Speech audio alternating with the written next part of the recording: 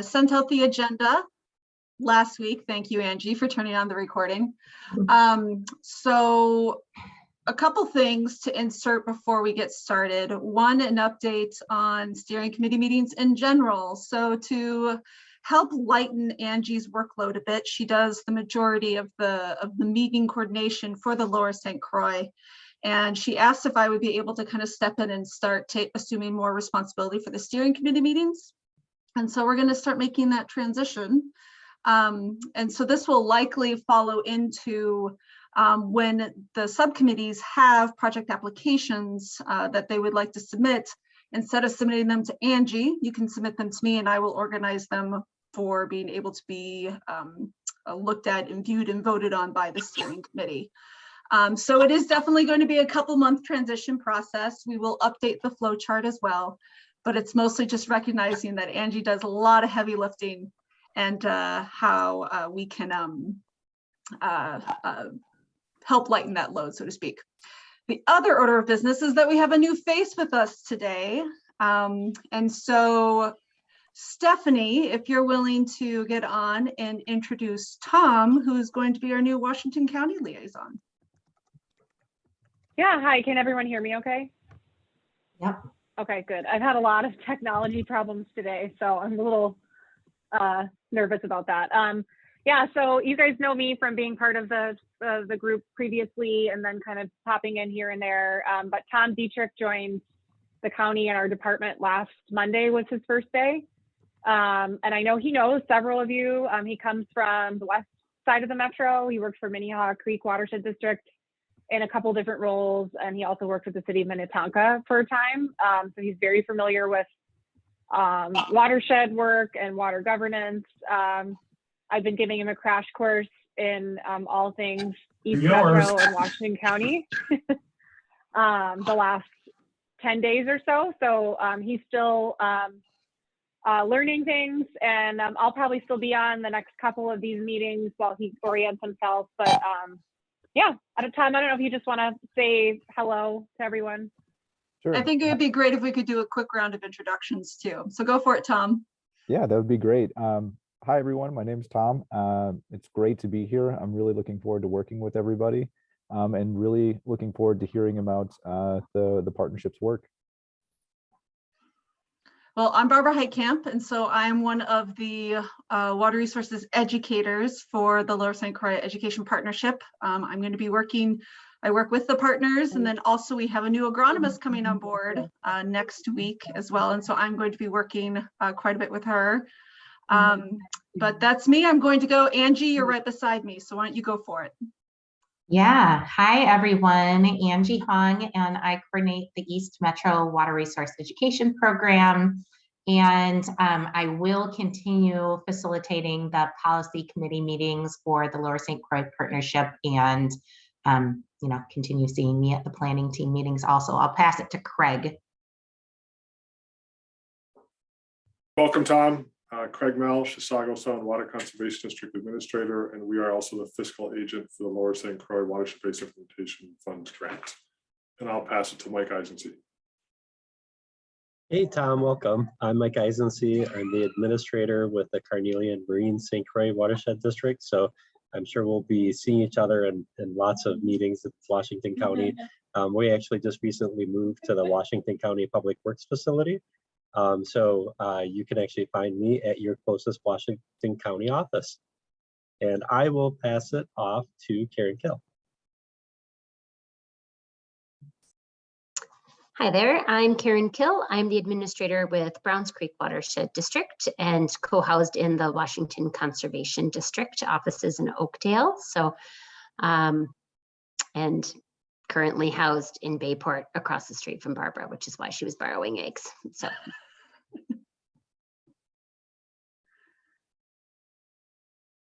Paul Swanson, do you want to go ahead? You're next on my screen. Yeah. Okay. Yeah. Hi, Paul Swanson. I'm the district manager at Pine SWCD. We are the northernmost partner out of the Lower St. Croix. So the southern part of Pine County runs into that. And nice to meet you. Happy to have you on board. Why don't we go to Caleb and stay up in Pine? We'll work our way down the watershed. Caleb Anderson, Pine County Planning and Zoning Department.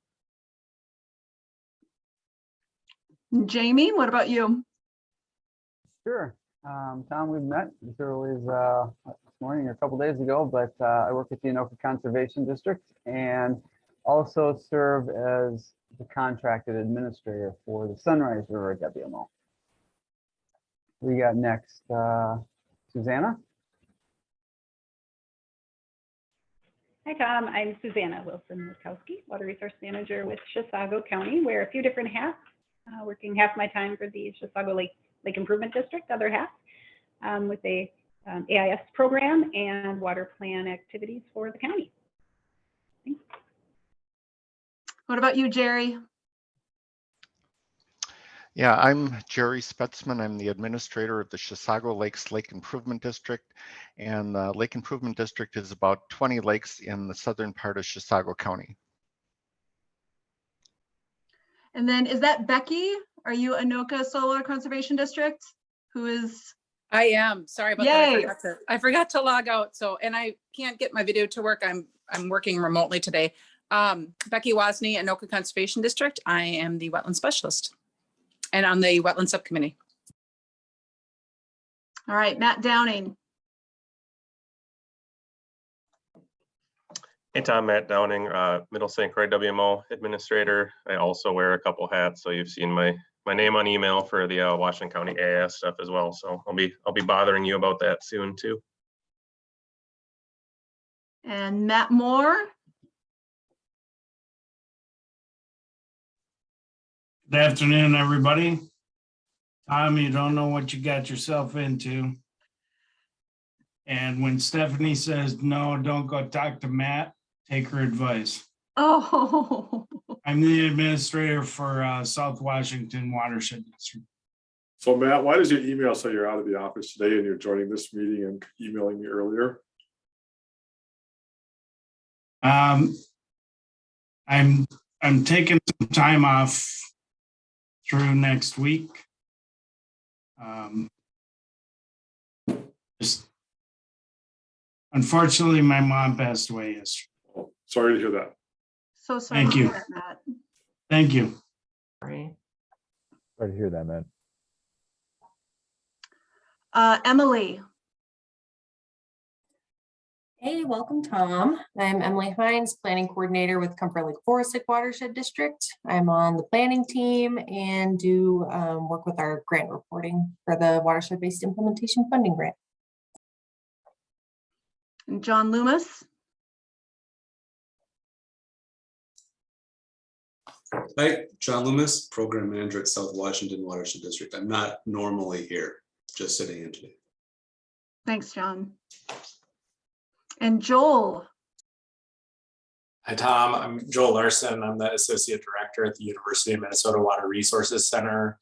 Barbara mentioned that there's a new university connected extension educator and agronomist who is starting. I actually just got to help Jennifer fill out her payroll paperwork this afternoon. So we're excited to get her started on Monday, and we'll be meeting Matt Downing and Barbara at the WCD offices on Monday. And then our fearless Bowser representatives, Michelle.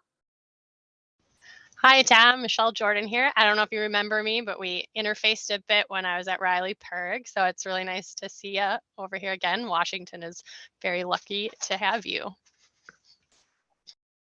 And Barb.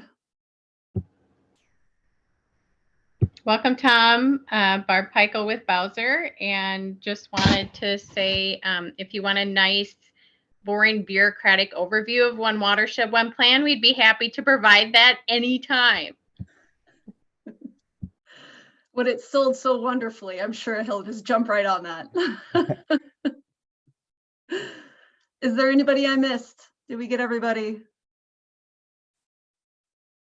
Well, it's great to meet everybody, and I'm really looking forward to working with you. Thank you. What's up, Matt? I just wanted to say, Angie, you've done a fantastic job on this. And, you know, we wanted to make sure that we kept staff in front of the policy board and everything. So you've done a great job, as always. Thanks, Matt. No, we're not going to let her get away either. Nah. I'm still going to The rely on her. policy quite a committee bit. will keep seeing me. Yep. All right, so we sent out an agenda. Would anybody like me to share my screen to see said agenda? I'm seeing a half-hearted nod from Karen. So sure, let's do that, everybody. All right.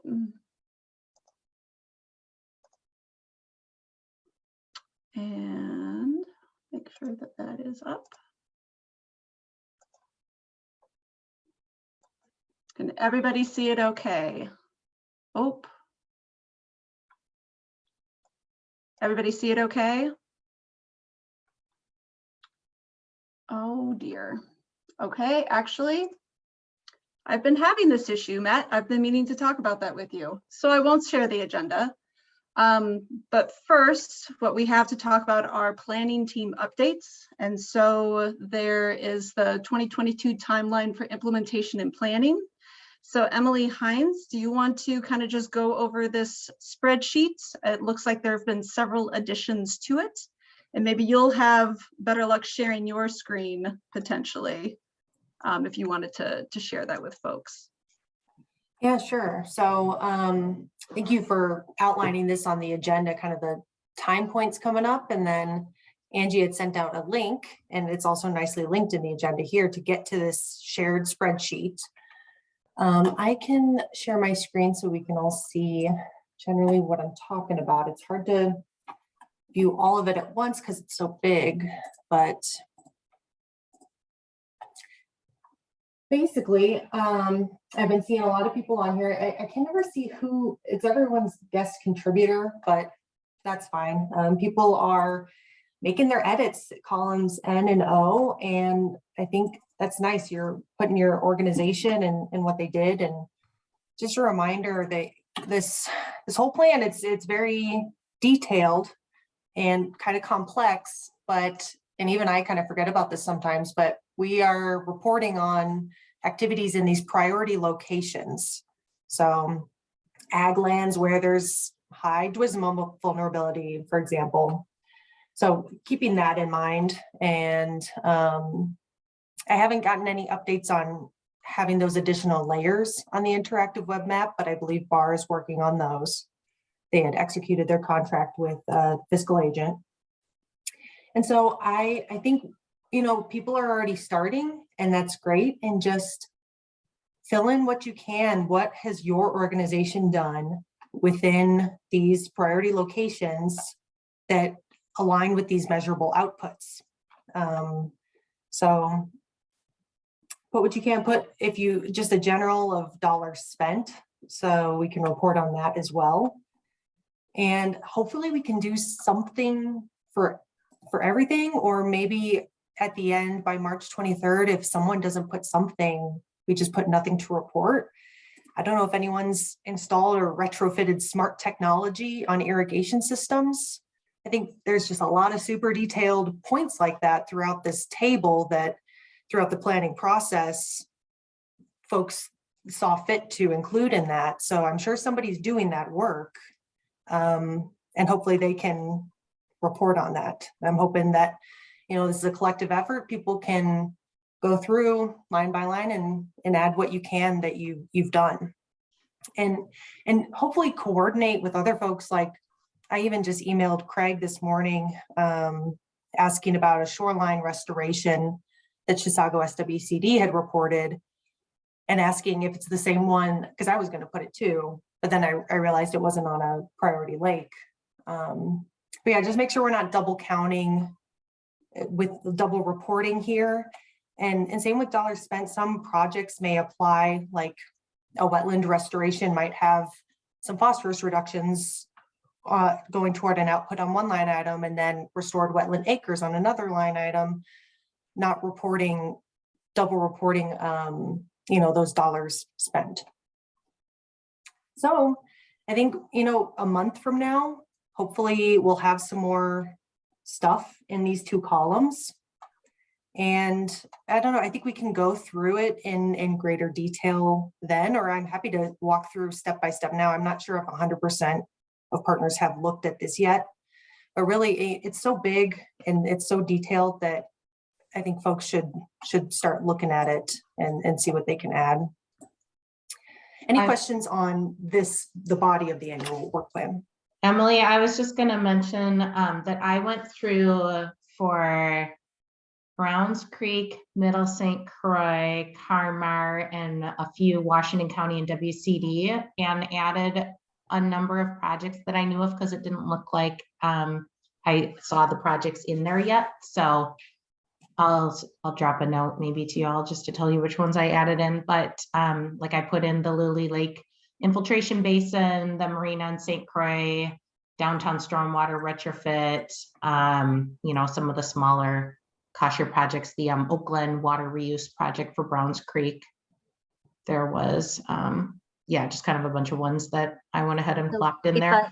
If I just searched for BCWD in there, would I just find what you put in Probably, already? yeah. Okay. I think the Oakland one in Browns Creek is the only one that I can remember that I put in. Do you know what you counted it as? Phosphorus removal or groundwater? I put it in both categories. Okay. And then I only put,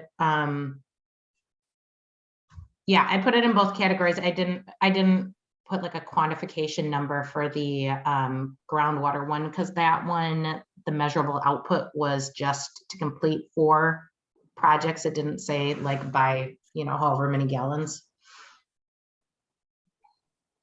Are there any other partners that have kind of questions when it comes to this spreadsheet?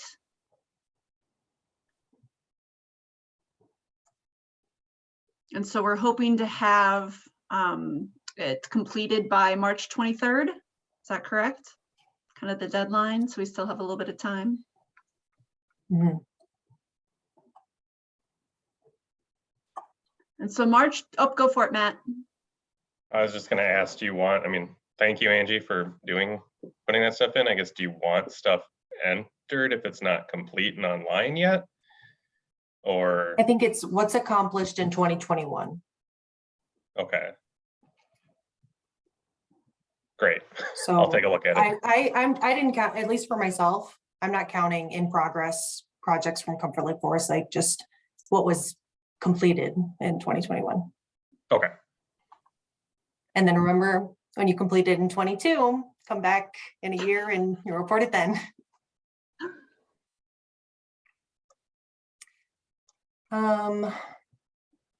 Okay. Any other, so this is kind of a 2-parter because, you know, this is both kind of like progress reporting. It's also going to base our annual plan of work. And then as an appendix to the annual plan of work is this other lovely topic of fast track projects.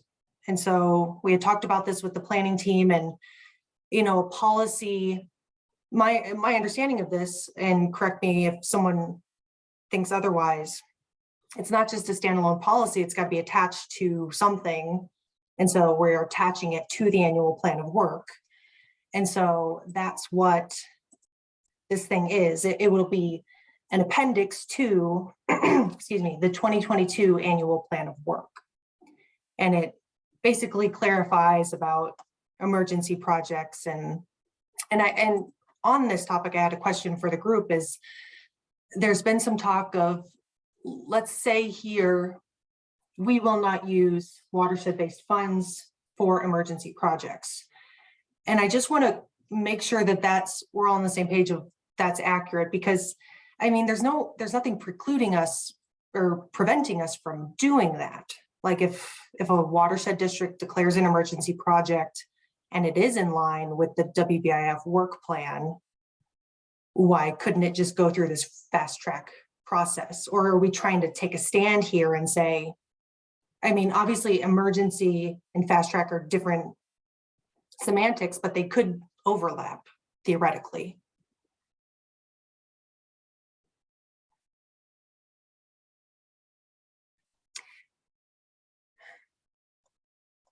Anybody have any specific comments? Looks like this is a nice little memo you've put together.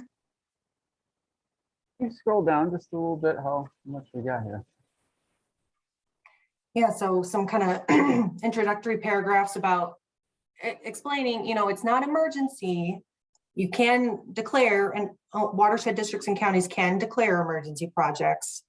But regardless, if it's emergency or not, if you want it to go faster, if it's like an immediate need, here's the steps that you follow. And then I just copied and pasted a bit of the statute for reference. But yeah, it's basically this. So really just getting to the point that the term emergency has a very specific definition and isn't applicable to the types of projects that we're funding with WBIF, but understanding that there may come a project that we either want to take an opportunity on that might not necessarily be included in the 2022 annual work plan. This kind of outlines the I don't even process think for which we that. go through that.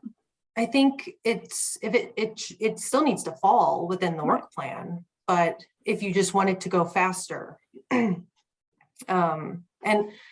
hopefully this kind of addresses, you know, the policy committee was uneasy about a past project and we need to have a policy in place. So hopefully this just kind of puts that to bed. The next steps I would like, if folks are good with how this is, I got some comments from Jamie and Craig on it through email, but I think next step, and I've incorporated those into the cover memo. I think next step is I'll resend that to the planning team. Craig, send it to your legal counsel and then send it back. And I'll just send it to my board member who's been one of the main vocal people about this.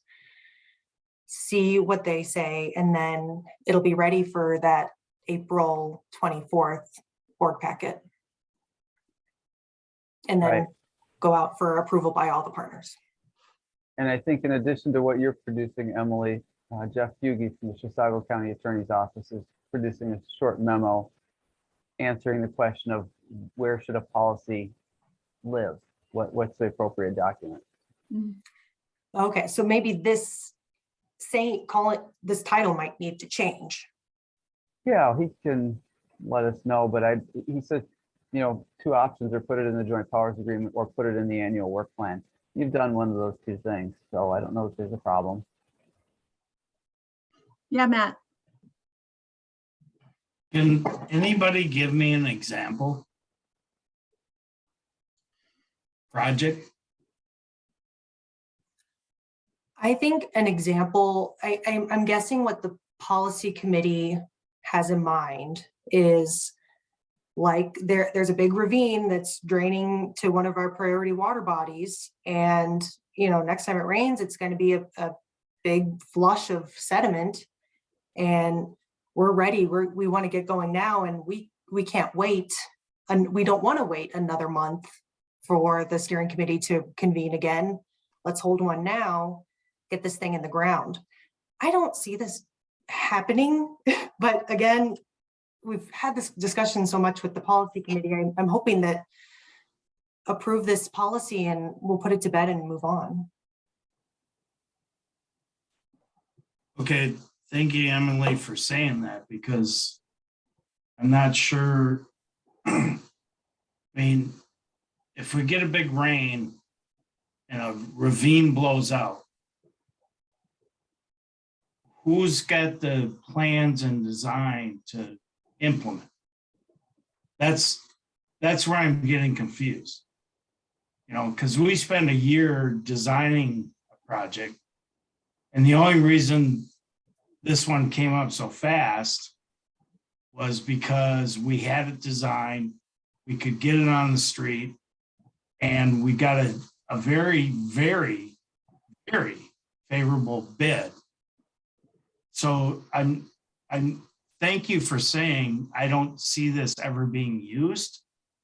And I'm not opposed to putting this in, but I'm just really confused between emergencies and, which is in statute, and And Craig, we talked about this, but is it, I mean, you do have emergency powers through the county, don't you?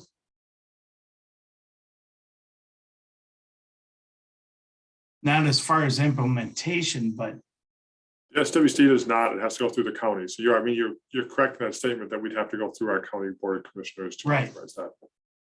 Yep. Correct. But I mean, anything that anybody would do in an emergency, again, I go back to the feedlot. Anything that anybody would do in an emergency is to stop the discharge. But it's not a fix.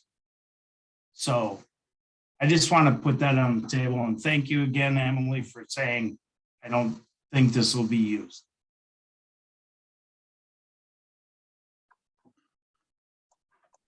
Any other comments, questions? I do hope that putting something physically down on paper in paragraph form, not on a pretty flow chart, will do what's needed in order to alleviate the issue and hopefully with communication. As Jamie mentioned, also, we are working with our county attorney to kind of get that procedural stuff taken care of too. So we hope to have that, next week or so, early March. Great. So in terms of looking at other timeline for implementation and planning, so March 23rd, there's an advisory committee meeting. At that meeting, they're going to review the 2022 annual plan of work, as well as the 2021 annual plan of work. And that's going to help prepare for the April 25th policy committee meeting. Angie, are we hoping to do that one in person? The policy committee meeting, yes. Okay. And in fact, Susanna reserved the room at Chisago County Government Center for us to use for that meeting. Fantastic, fantastic. So given all goes well at the policy committee meeting, and they do end up reviewing and recommending that annual plan of work, that'll leave time for the local partners to send back that annual plan of work to their governing boards for approval. And both yes, go for it, Craig. Are you going to have an option for people to attend that meeting virtually if a board member or policy committee member wants to? I think that's what we were able to do last time. Would we be able to set that up again? I'll let Susanna answer, but I assume that we can do that again. Yes, it's in the conference room where we can do the hybrid meeting, and it would be a Teams meeting. It worked pretty slick last time. Be able to share the screen and make everything work. Say one more time where the physical location will be. So it's at the Chisago County Government Center. Yep. In Center City. We run monthly hybrid board meetings for the Chisago Lakes Lake Improvement District. And so we have that room all scheduled out. Maybe if you don't mind me just following up on that. Because of the size of the room, do we encourage staff to attend remotely? I guess I would encourage that. It's a good size room, but if we start talking 15, let's see, 16, potentially 18, 19 policy committee members, a staff of 2 person there running the meeting, plus additional local staff, we could have 30 plus people in there. And it would get pretty full, I believe, wouldn't it, Susanna? It would. We would have to open it up into the, I guess, lunchroom area that's adjoining with the conference room. And it just depends on social distancing. We run into issues in that case of having too many people. So yes, if staff can attend remotely, that would be very helpful. Yeah, and I think, end of April is still far enough off that I can't predict yet what, the COVID situation will be like if that's still a major concern or if numbers have dropped way down. Yeah, Jamie. That said, Emily, if you want to attend in person, you can. Yeah, so remind me again, sorry, the 2022 annual plan of work, who's developing it? Because we're going to look at a revised version. And then is that to include the next round of watershed-based funding? That is my understanding. It's the spreadsheet that we approved in December, but that you noticed did not designate the fiscal agents. And so it's just been updated to include the fiscal agents. And then technically we have to have the advisory committee approve it again. Yeah, okay, thank you for that. So it's broad. It doesn't include what we're going to use watershed-based funding for necessarily. It's for everything. Yeah. And later we'll have to have a watershed-based funding work planning process. Yeah. Okay, thanks. Any other questions regarding 2022 related timeline implementation? Oh, so Karen, what is the time for policy committee meeting? It's usually 4:30 to 6:30, is that correct? It's usually 4 to 6. Yeah. 4 to 6. Oh, 4 to 6. Okay, 4 to 6. So late afternoon.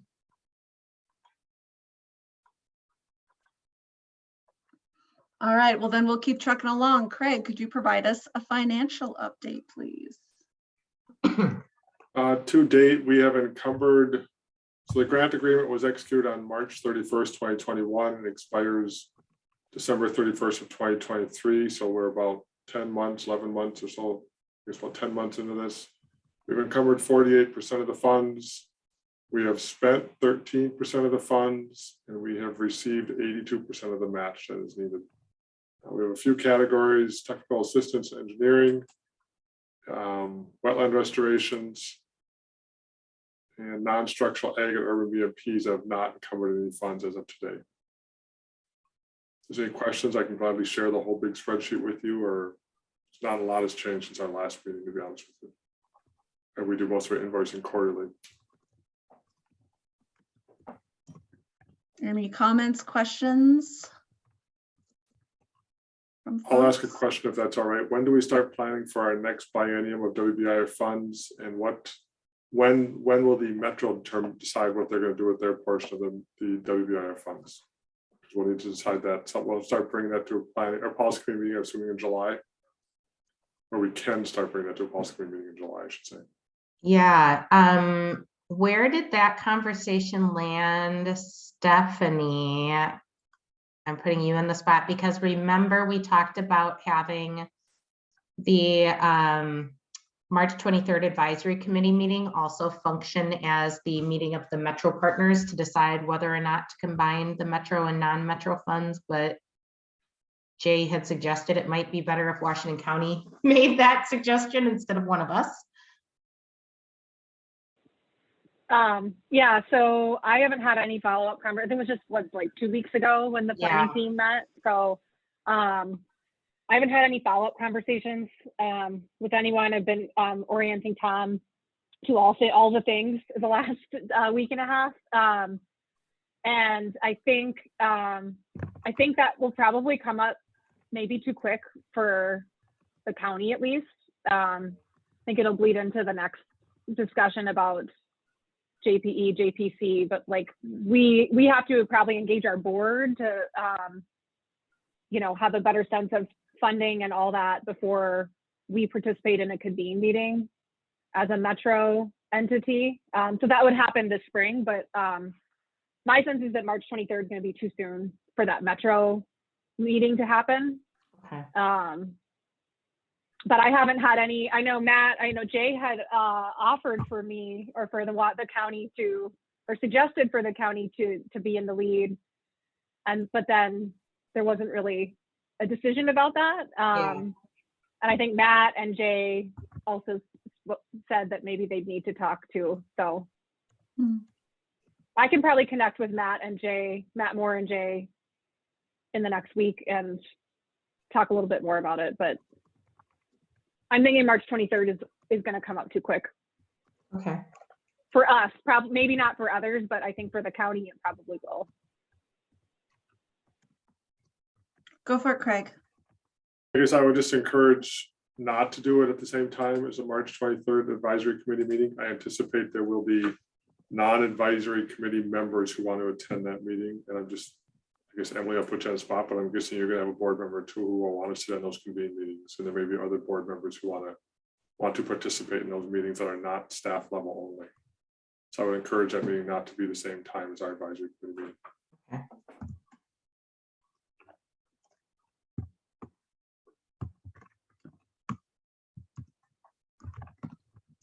Yeah, Jamie.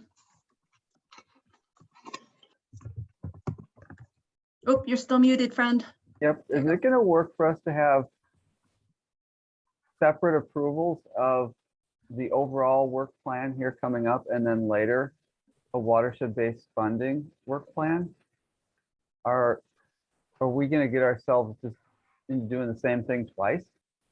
I can tackle that one to begin with. I believe under our current joint powers agreement, we are approving an annual work plan of the entire programs, not just the WBIF. And so this first go around, we kind of combined the two and we have a 10-year plan, and we really should have an annual plan that looks at not just WBIF funding, but all program dollars, whether it's local, state, or federal, or non-NGO type project dollars.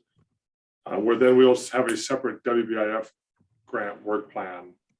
So yes, to answer your question, Jamie, we should have both. We should have an overarching Lower St. Croix annual plan. And then within that, depending on which grants we receive, which we know we're receiving WBIF funds, we'd have a separate WBIF grant work plan. And feel free to correct me if I'm wrong. That sounds fine.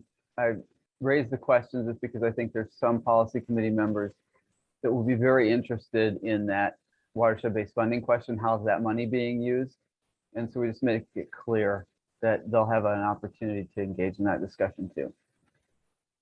Anticipate, that's why I think we need to make sure the Metro makes a decision first of how the funding is going to be allocated, if it's partially or wholly or not at all into the whole Lower St. Croix Basin. Because then we can start developing as a steering committee, or we start developing that WBIF work plan to bring forth hopefully at the July policy committee meeting.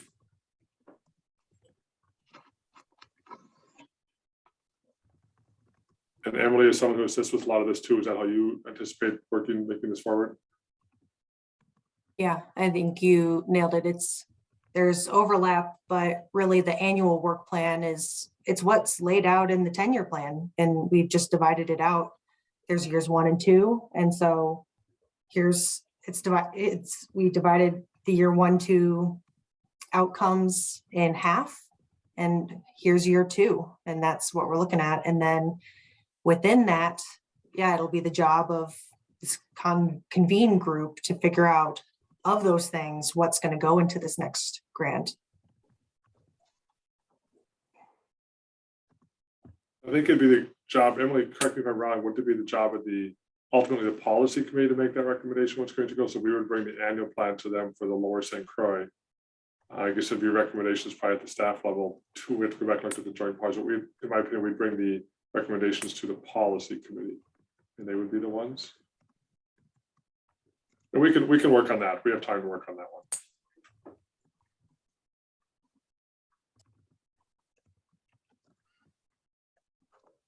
Any other comments, questions from folks? Jamie, don't ask those questions, just do.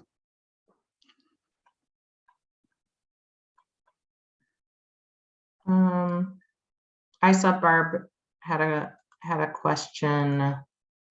Wouldn't it be years 3 to 4 of plan for WBIF?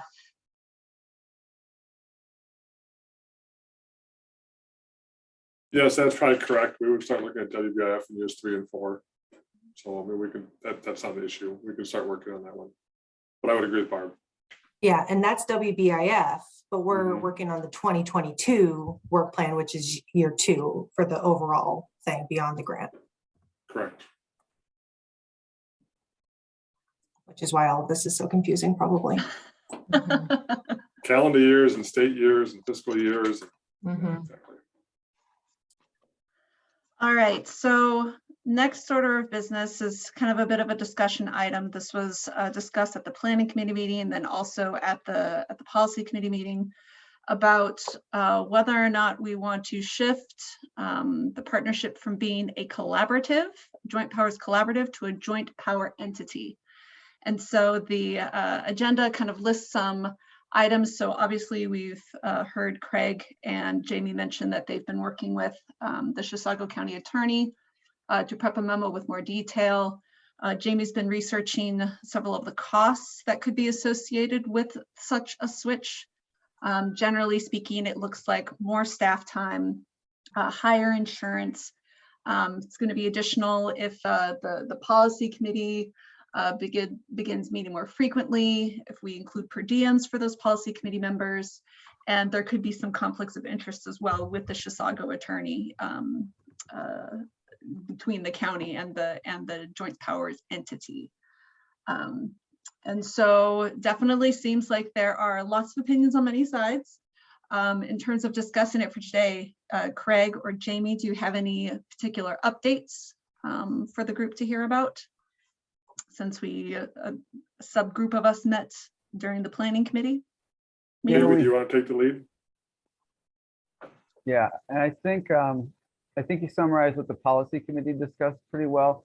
But just for anyone who wasn't there, the policy committee, everyone who spoke up at their last meeting was in favor of transitioning to the joint powers entity. For efficiency reasons, they didn't really mention liability reasons too much, but a lot about efficiency. Today, Stephanie and Tom and I were able to talk with Commissioner Miron at length about this, and he provided some other thoughts. And so maybe Stephanie or Tom, if you want to summarize those, that would be a good update. Yeah, excuse me. Yeah, I can chime in. Yeah, we're very fresh from this meeting. We met with him at like 11:15 today. He had a lot of reservations about moving to an entity and just asked a lot of questions about the reasons why, what's not working about the current process. And so basically, I had a sense that he missed the January meeting because he had a conflict with the community development agency board meeting or gathering at the same time. So he had a chance to review the minutes from the meeting. So we're going to talk to our county board at some point before the next policy meeting takes place. Because he also, he can only speak for himself, not for the whole county board unless he has a conversation with them. So that'll happen between now and the policy meeting that would be at the end of April. And we'd probably wrap the Metro funding discussion into that with our board just because it's appropriate timing. But yeah, I mean, it's not that different than his opinions and concerns earlier that he had at whatever it was 2 years ago when this conversation was first happening and the partnership was forming. Concern about ability to go back if you form an entity, concern about the powers that would be bestowed on an entity versus with respective governing boards, having an entity that's a mix of elected and appointed officials. And he raised good questions. I think he's going to want to see more information. I know Jamie and Craig are working on a memo to talk about implications on both sides. So that's where he is right now. Unfortunately, he would have shared probably those same questions or had those same questions if he was at the January meeting. So I think it'll be a really good discussion in April. Jamie, or Tom, I don't know if you have anything to add. I think you summarized it well, Steph. Yeah. Karen has asked a question I see about why we assume a JPE would have more policy committee meetings. It kind of depends on the structure. So if the Joint Powers Board wanted to be very involved in every decision, the annual work plan development, which projects are selected, approving payments, right on down the line, we probably need to meet about monthly just to make timely payments. A lot of the actions that the Chisago SWCD board is taking now to keep things moving swiftly, that would be why there'd be more meetings. Ways to tailor it back would be some of the things I think we've touched on in earlier discussions, like have an executive committee that meets monthly, or do much like we do now and authorize the fiscal agent to take certain actions like approving payments. But the more engaged the policy committee wants to be, the more meetings they're going to have.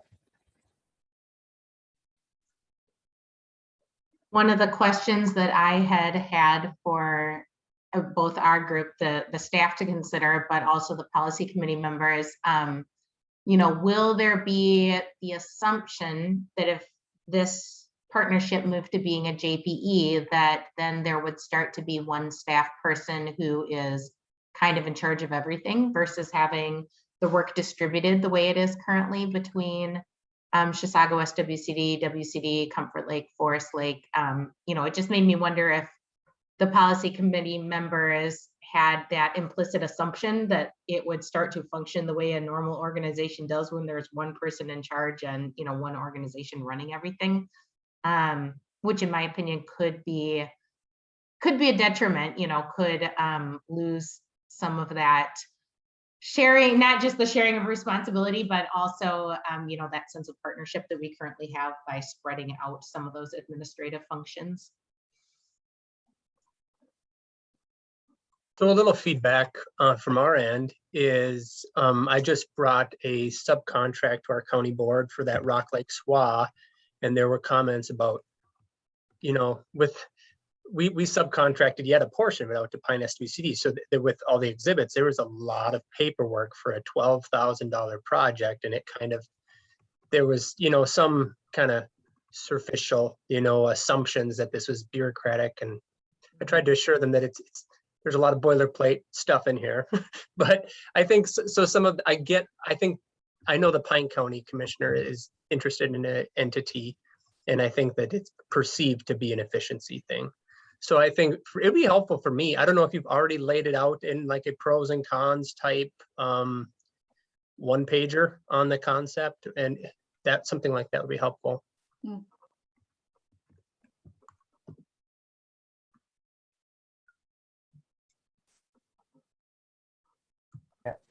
I'm working on that pros and cons. And Angie, to your question, I haven't heard any discussion about merging duties into one person that would do fiscal and admin.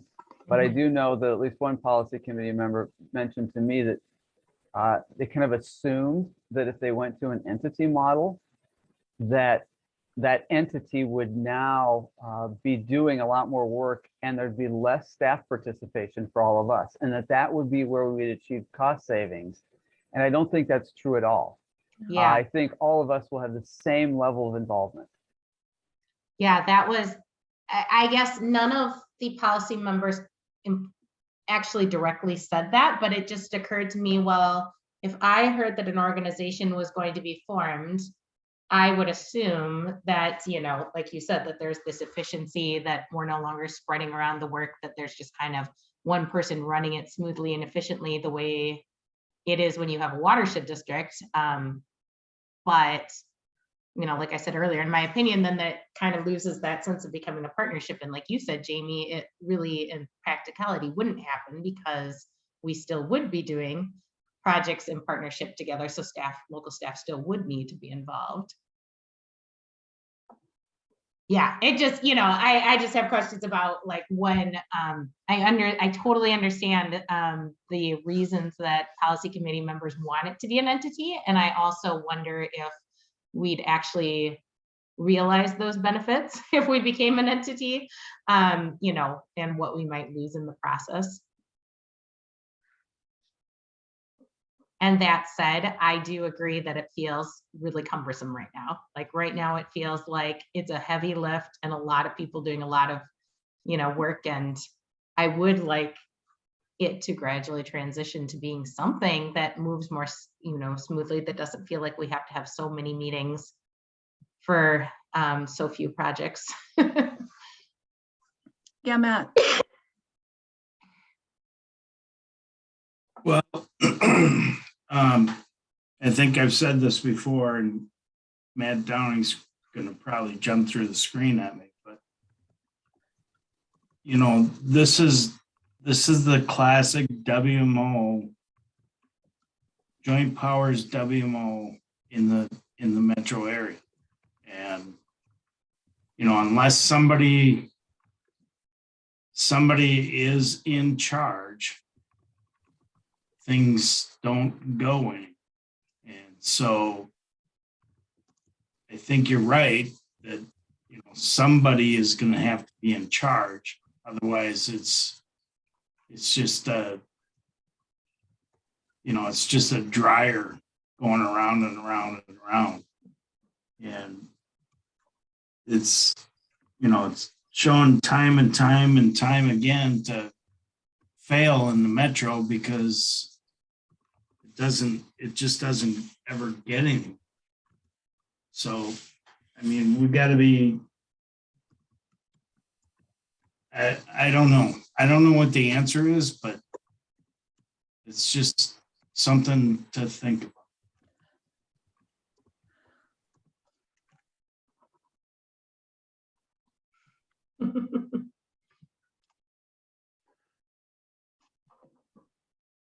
So is there any particular action items that we need to, and so it sounds like Craig and Jamie are going to continue to work on that memo. Is that something that we are going to review at the next steering committee meeting?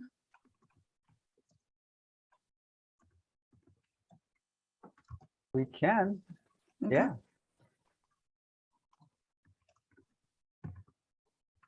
My county attorney said he'd hope to have something to us, but like I said, early March. Okay. My goal would be to bring that to the planning team for discussion. Okay. We can definitely bring it forward if we need to, but I've got a list here of things to reach out to Jeff Fugie about to make sure that he's moving forward on those.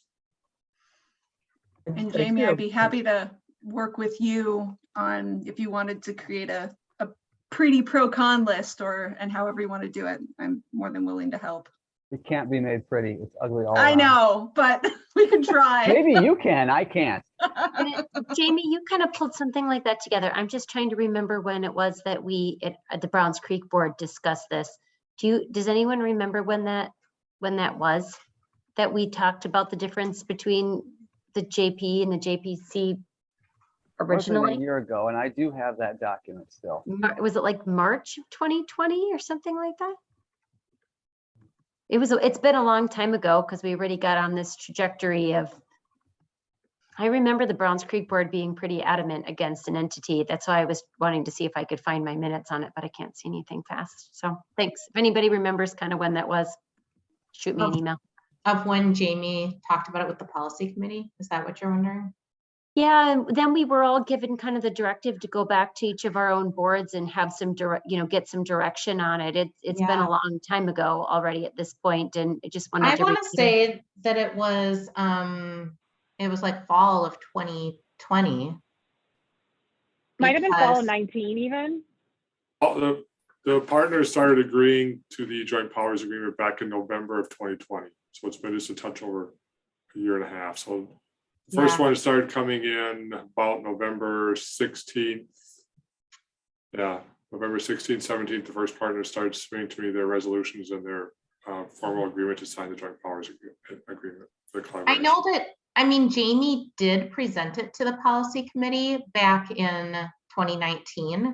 And at that time, they kind of declined to make a formal decision on whether or not they'd be a JPC or a JPE in the interest of just approving the draft plan for review. And then the next year, when when the plan was finally approved by Bowser, that was when they had to decide officially to become a JPC. Matt, did you have something to say? Yeah, I just want to remind everybody that in the white paper from the roundtable, it was never anticipated that there would be a separate entity. You know, it was supposed to be a collaboration. And I agree with you, Angie, it is cumbersome, but it's also, I guess, growing pains. Yeah. We've all worked together for a long time, but we've never implemented together for a long time. So just food for thought, I guess. Yeah, Mike.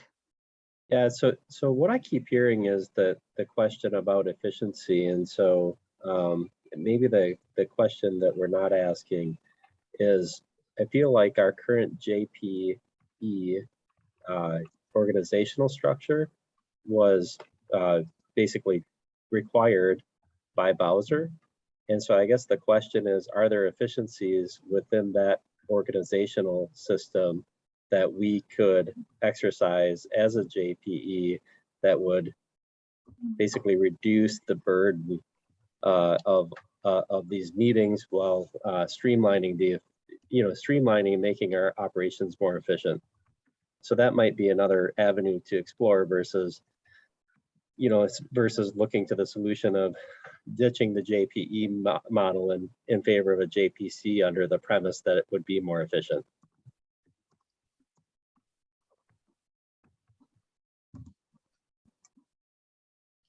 Yeah, Mike, again, yeah, and I think it may be a reverse of that. We have the JPC and we would move to the JPE. And I think what I'm sensing is that some of this is, it's a little bit of a control issue too, right? You know, if everybody's in charge, where does the hammer lie? The move to a joint powers entity would mean an end to questions about, hey, I don't remember approving that project. Well, no, because Chisago SWCD board did. They're the ones with the authority. But it doesn't open up new questions, right? About, okay, so now there's new entity. Do the county boards now feel disconnected? There's maybe no perfect solution.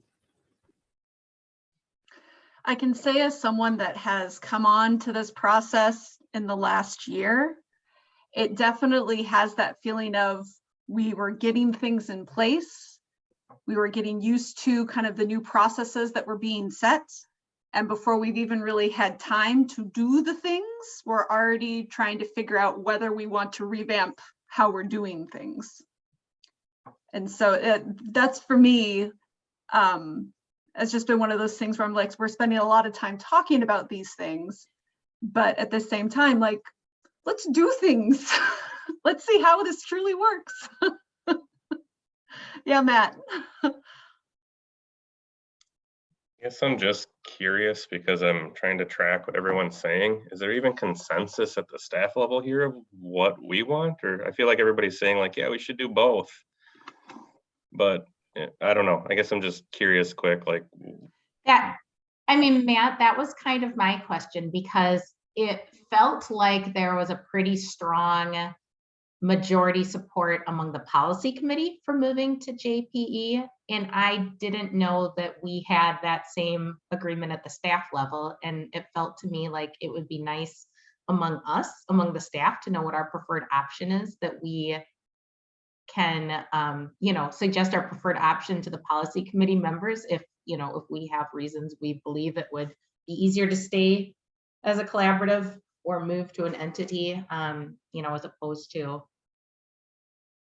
just kind of waiting and, letting them decide what they decide, that we could probably suggest if we, as a group know what we want.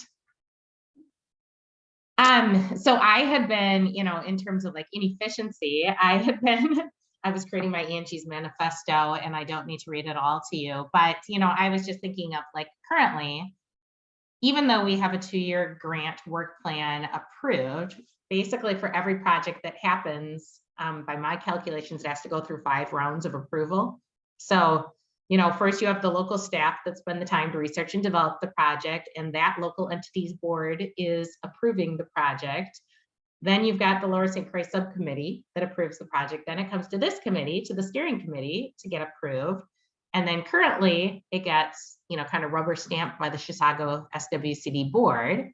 If we became an entity though, then it would be the policy committee that's that 5th level of approval. And I am just betting that, if they're functioning like any other watershed district board, they're not just going to be ready to rubber stamp whatever the steering committee sends to them. They're going to want to debate and discuss it a whole bunch and carry it over to the next meeting. And, a lot of times you've all seen it, projects go to the board maybe 2 or 3 months in a row before they finally get approved. So, I do have the fear that it could become even more drawn out and, still have 5 layers of approval, except now have the 5th layer be an even longer approval process than it currently is. That's just me. Or would a JPE policy committee get rid of the steering committee and subcommittee steps? It's just direct partner to policy committee. I don't know. Yeah, I know, like I had said that to Jamie too. I'm like, well, what if the steering committee stops existing and things just go straight from the subcommittee to the policy committee? And then it also, in my mind, feels a little backwards then, because then you're taking, the staff who have the paid time and expertise out of the equation and putting the time onto the policy committee members who are volunteers to do the heavy lifting of reviewing projects. And, I just didn't know if that really logically makes sense to do it that way.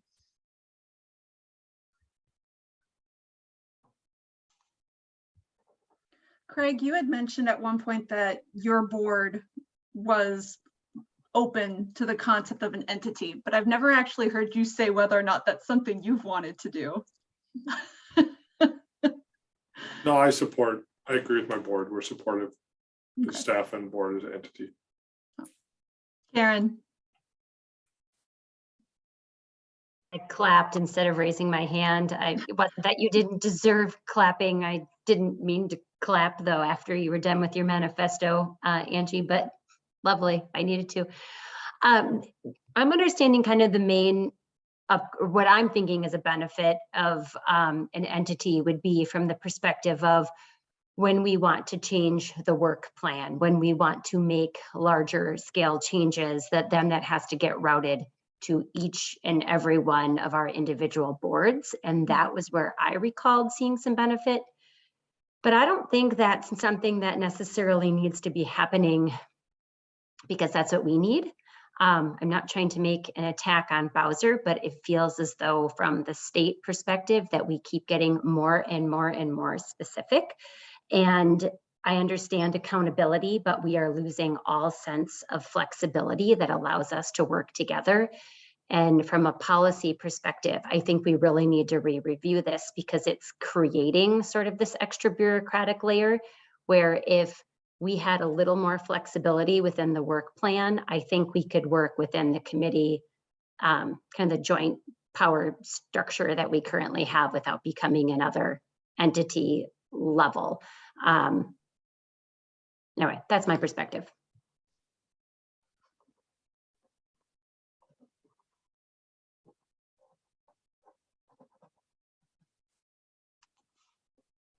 One other option to remember, if we go to entity, it still wouldn't have to go to the policy committee for everything. The policy committee could delegate to one of the partners to still continue doing the work like we're doing it now. So that they could put on more strict guidelines to how we do things, and the policy committee could still serve in an active form where they meet maybe quarterly or a couple times a year and develop the plannings, the policies. And I think Karen said it best.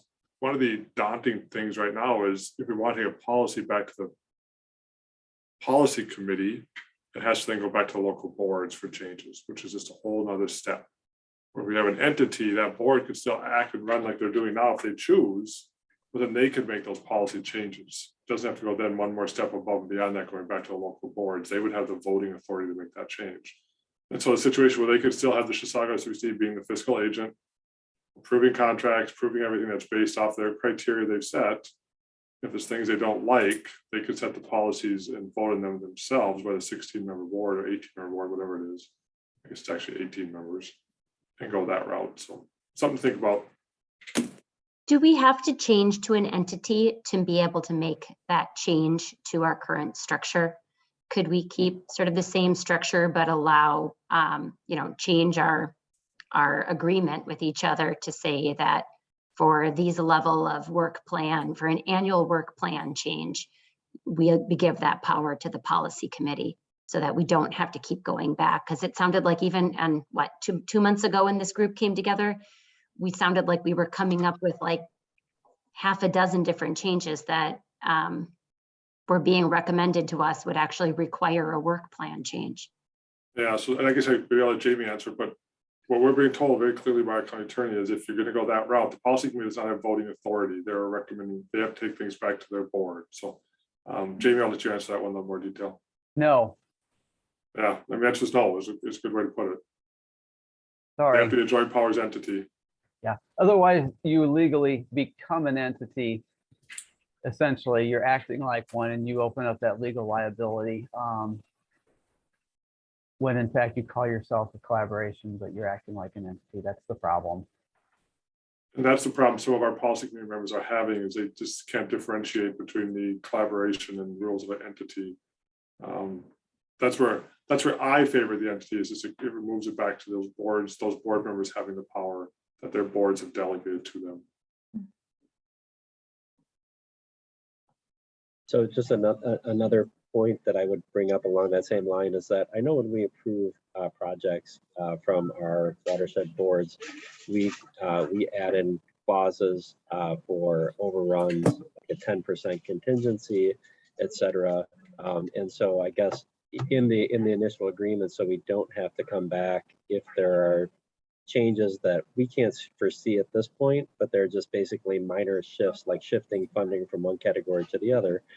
And I wonder if some of these items that we see in this first round of work planning could be incorporated in as a flexibility clause within the work plan approved by our boards to enable us to make some shifts or changes within the work plan without having to go back to each entity.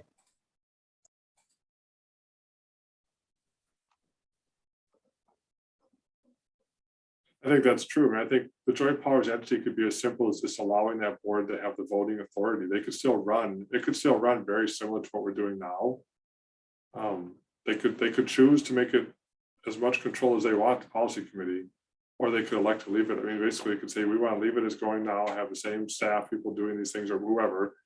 But then if we have policy changes that need to be made or things to be made, they're the ones who can make the vote to make the decision. It's not. Right now, they're a recommending board back to their boards, and remove that one last step. But I don't know, that's what they want for sure. Yeah. Stephanie or Tom, kick me if I say something wrong here, but a couple of messages I thought I heard this morning from Commissioner Miron were, one, and these are my words, not his, concern that any new entity can become a runaway new entity. Over time, it takes authorities that are beyond what was originally intended. And secondly, that we shouldn't be so tentative about bringing small changes back to all our governing boards. That's something they can do, and they don't have to have a long discussion about it. But if we want a work plan amendment, then we should just bring that. And county boards should, and WMO boards and others should just be open to just making that happen on short notice.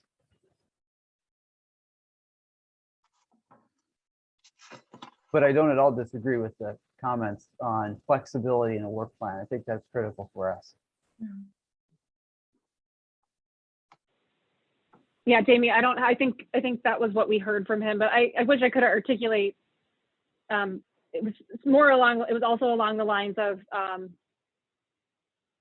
now I'm not going to remember exactly what he said, but he was sort of saying, like, if a county board or county commissioner thinks that this is something's too small for them, then they're thinking too small, or they're thinking too big about themselves. It was something along those lines, that I think that some of the entities appreciate knowing what's going on, and it's not too small or too cumbersome. But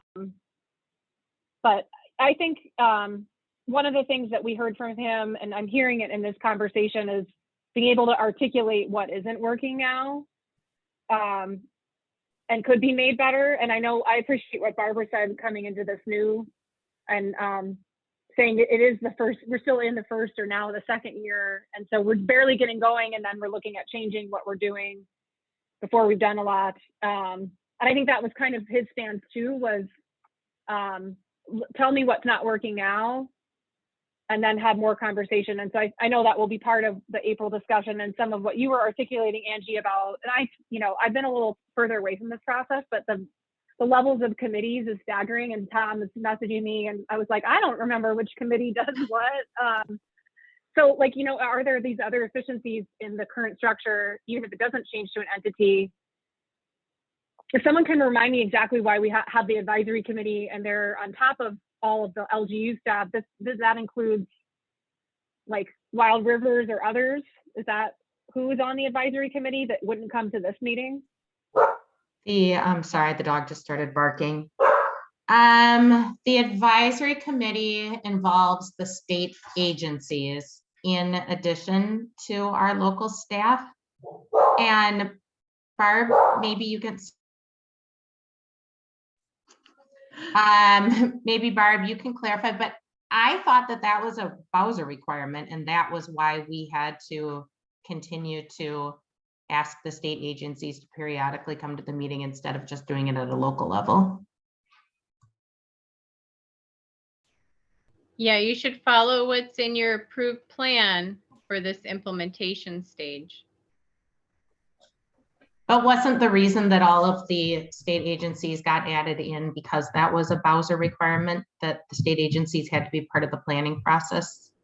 And therefore, it was for the planning process, but you're in implementation stage now. Okay. So you need to follow what's in your approved plan for what you said you're going to do as far as implementation and who you're going to involve and what the teams are. We have lots of guidance for the planning stage, and we do not have lots of guidance for the implementation stage.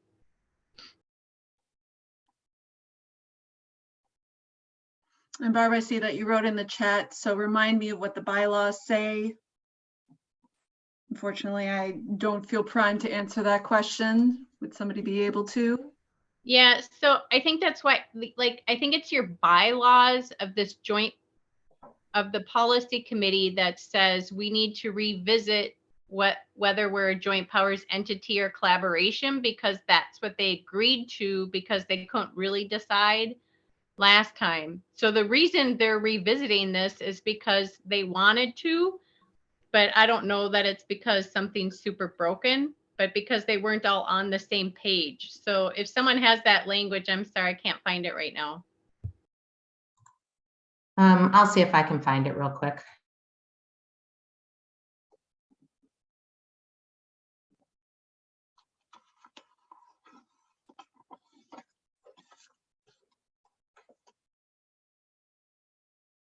Well, and speaking to that, so we are supposed to be wrapping up in 15 minutes. Did we want to proceed forward with just giving some quick subcommittee updates? We don't have any projects to vote on today. But did anybody want to should we just go ahead and proceed forward with those while Angie's continuing to look for the bylaws? So I want to make sure we get people out of here and on schedule.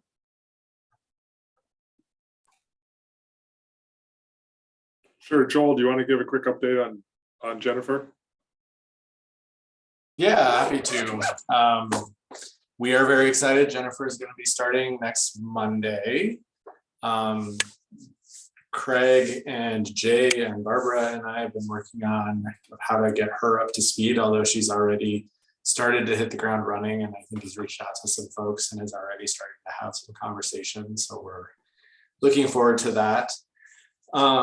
As part of her first few weeks, and Barbara, thank you for helping to organize this, we'll be having a meeting at the North Branch Library with some ag staff from across the basin, just to both provide introductions, but also lay out some priorities and start to have those conversations. So we're looking forward to, yeah, it's an exciting time. I was glad to meet her in person for the first time today, which is always a lovely thing.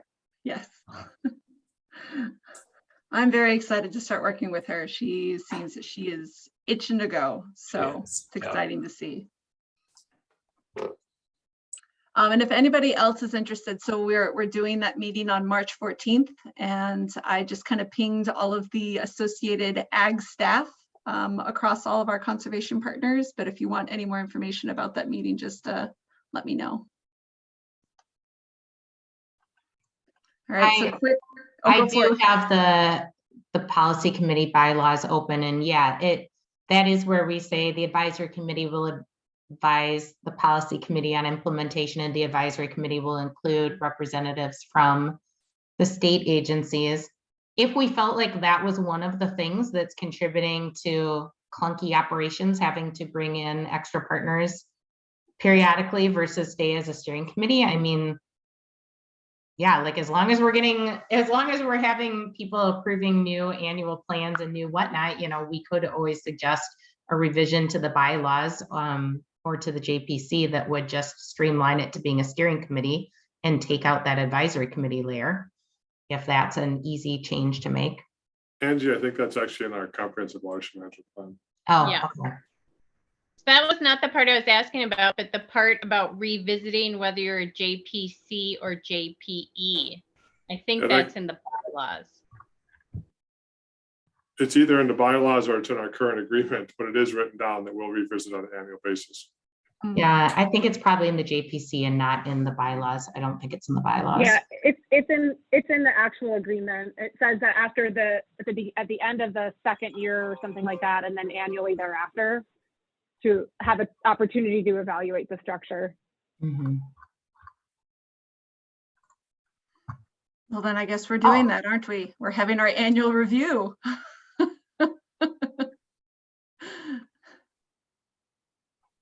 So for A2, 4, 5, I guess 9 subcommittee, we met. We had a handful of projects we discussed from South Washington, from Carnegie Marine, and Chisago SWCD.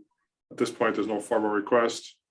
Matt Moore and I have been talking about the project a little bit more in detail.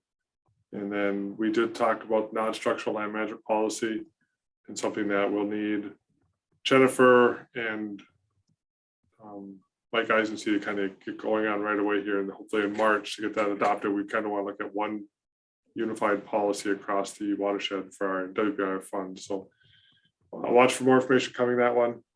And that will have to be a work plan grant amendment under activity 4 when we get that adopted. So that's everything I have, unless anybody has questions. All right, and I'll quick do watershed education. And so obviously with Jennifer joining, I'm going to be working quite a bit with her in the next month as we start to orient ourselves. We're hoping to put on a small farms workshop in late March. And so we're kind of tracked down a keynote speaker for that event currently. I emailed the Land Stewardship Project folks to see whether or not they potentially would have somebody who would be able to help.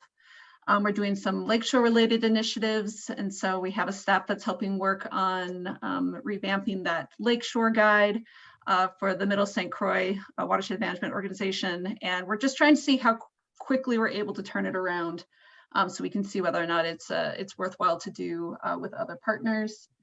I've been working a lot with Jeff Forrester from the Minnesota Lakes and Rivers Advocates. He's really interested in being able to promote the Lake Steward program throughout the basin.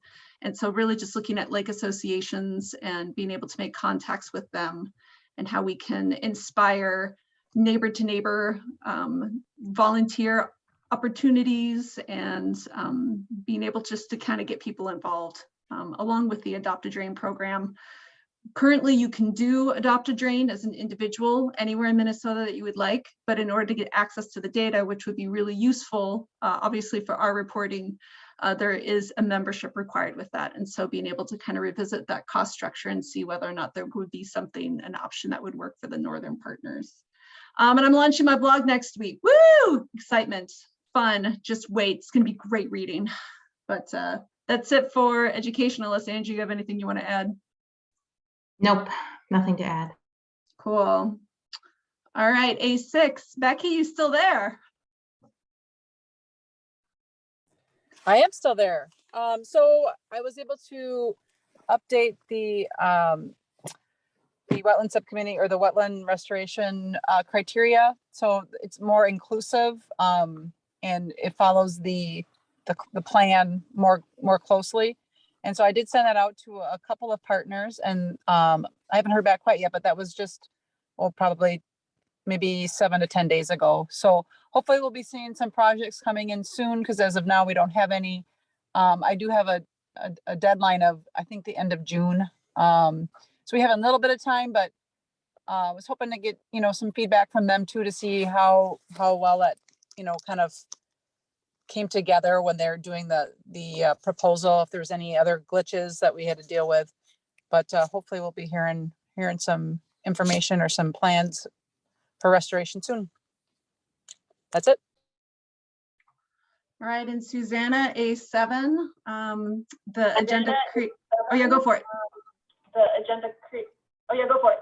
Yeah, it's pretty straightforward in the agenda, but the subcommittee took into consideration the recommendations from the last steering committee meeting and does not recommend funding at the applications for North and South Little, Martin, Typo, and East and West Rush Lakes. They just do not, we tried really hard to see how it would make it work, and with our project selection criteria and also the lakes not meeting the threshold guidance in the Bowser work plan, we're just not recommending moving them forward. However, we do recommend, we've established new thresholds meeting one of 3 of the thresholds that are here in the agenda at a minimum, making sure that they're meeting the minimum external load reduction of 50% toward TMDL or RAPS load allocation.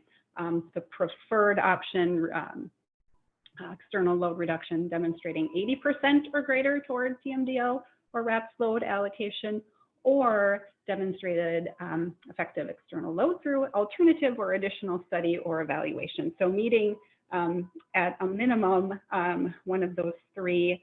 And overall, we can send out another call for projects this fall.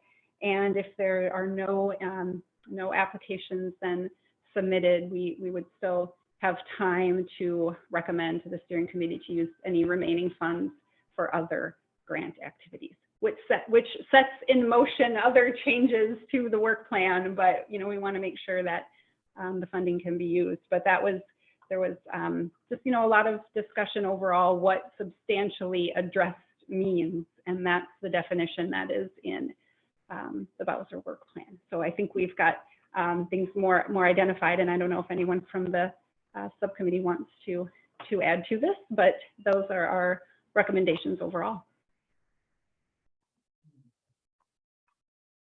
Comments, questions? And that's all I have.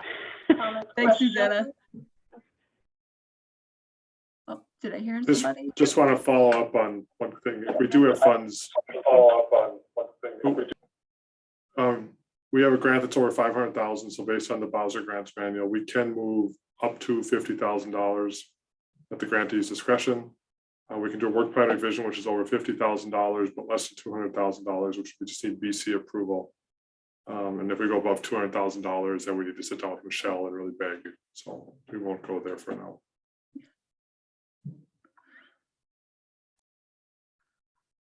All right, Mike, you here to report on A8?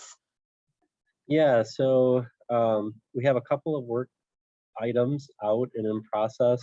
We're anticipating the street sweeping canopy assessment guidance through the contract with EOR early next week. That was supposed to be in last week, but it's been delayed, but it's in process right now. And then the Conservation District is working on the SWA protocol updates. And I know that this canopy assessment is one component of that.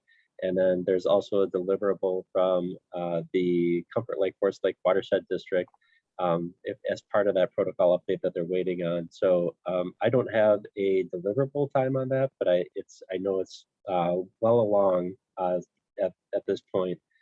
The third item that we have out there is the contributing sub-watershed evaluation. And I haven't had a project update on that, so I just put it on my to-do list to do a follow-up. So at the next steering committee, I'll have an update on the progress on that, if not the full deliverable. Then just as a reminder, we have the Rock Lake sub-watershed analysis and then the St. Croix and Spring Stream sub-watershed analysis that were both approved. I can give an update on the St. Croix and Spring Streams. We've been developing protocol that include evaluation for the riparian zones of the 21 streams along the St. Croix, concurrent with our sub-watershed analysis, which traditionally looks at the contributing watershed area. And we're planning to be completing our desktop analysis here in March, and then out in the field in April. And this is all made possible because I am no longer the sole employee at Carnelian Marine St. Croix Watershed District. And I apologize, I don't have my Tom here, so apparently this is Hire Tom Month.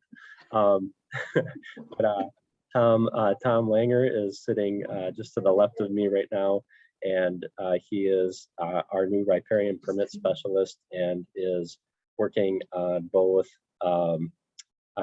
the permit program as well as helping us create these matrix for evaluating our streams and conducting our subwatershed analysis and doing a whole bunch of other really new and innovative work in the district.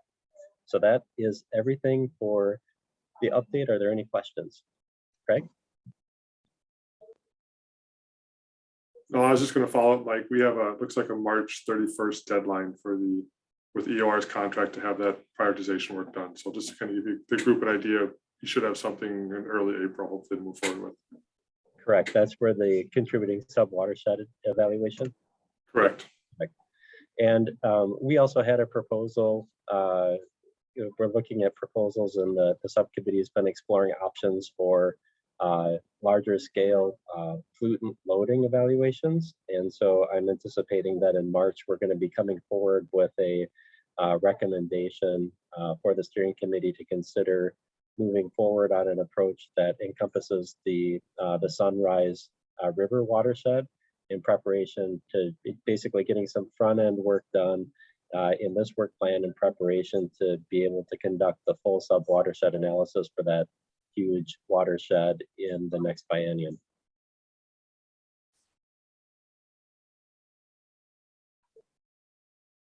Sounds good. It's 3:29 all. Did we make it? Did we make it? Well, as always, Karen, during this meeting, Bayport is considering a cost share program for smart irrigation controllers.